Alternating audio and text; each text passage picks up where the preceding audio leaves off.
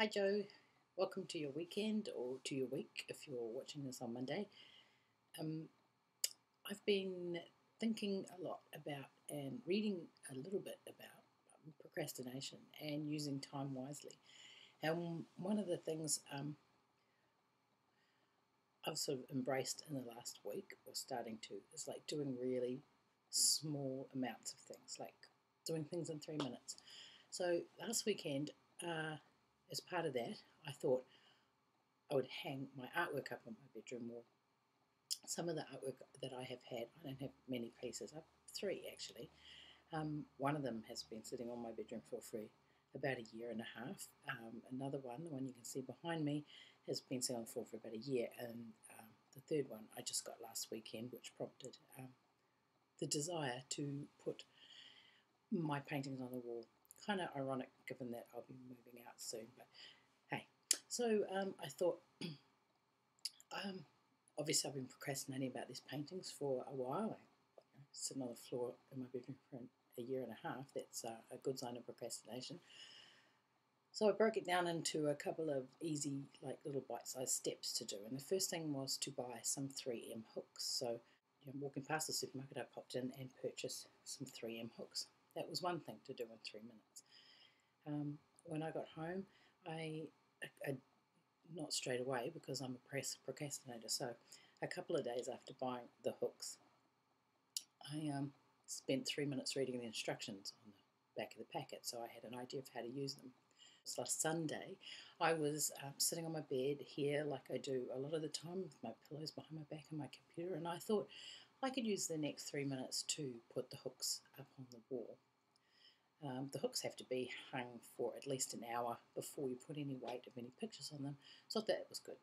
I took another 3 minute gap and I hung the pictures. Now this sounds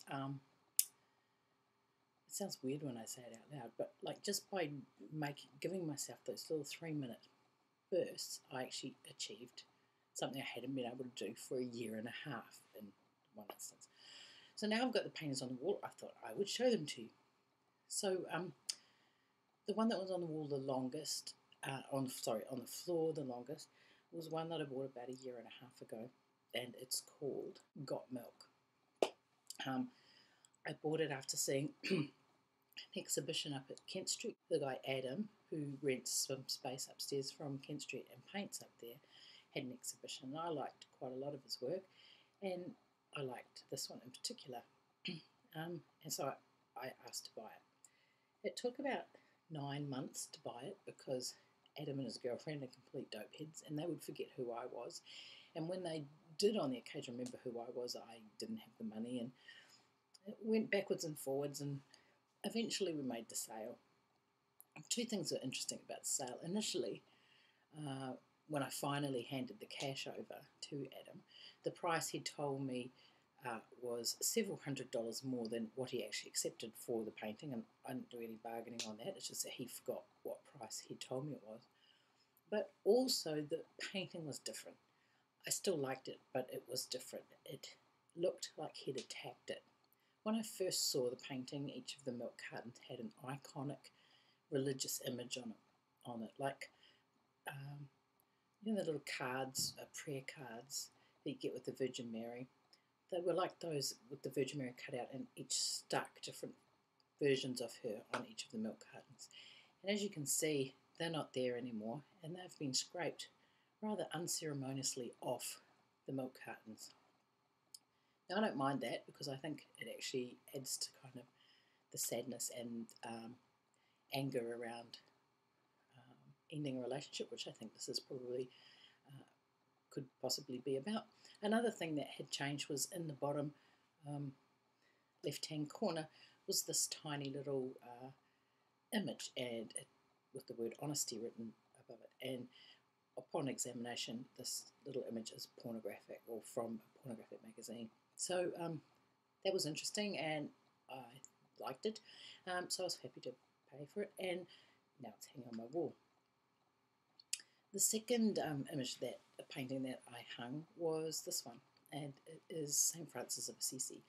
So about a year ago, there was Anti-Poverty Week in Melbourne. It happens every year, and I went to a place called Frankston to support a colleague and help answer questions about electricity and gas and water complaints and that sort of thing. They had a street auction to help raise money, and it's a funny thing to have an auction at an anti-poverty week event because the people there, they basically don't have any money, so I don't know who the hell thought that up.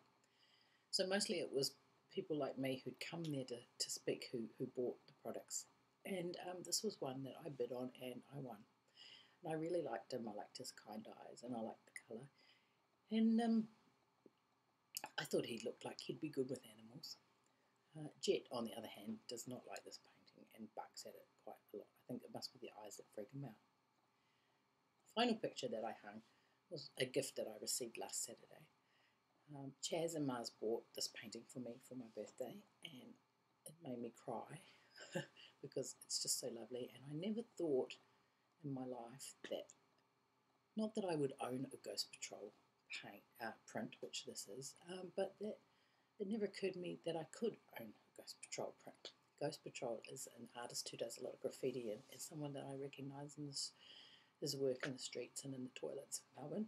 And I've been to a few of his exhibitions, and this one was one that I really, really liked. And I'm not sure that I said anything to anybody, but it's the one that Mars chose. So it's very, very nice. I like it a great deal. The frame is reclaimed wood from a landfill, so it's got a bit of recycling in there. And I really liked the drawing, and it was a really lovely gift. So just by doing those 3-minute bursts, I got my paintings on my wall finally. I've been extending that a bit into work, and it actually works quite well. Next time I might tell you about eating live frogs. But until then, have a good week, and I'll see you when I see you. Bye.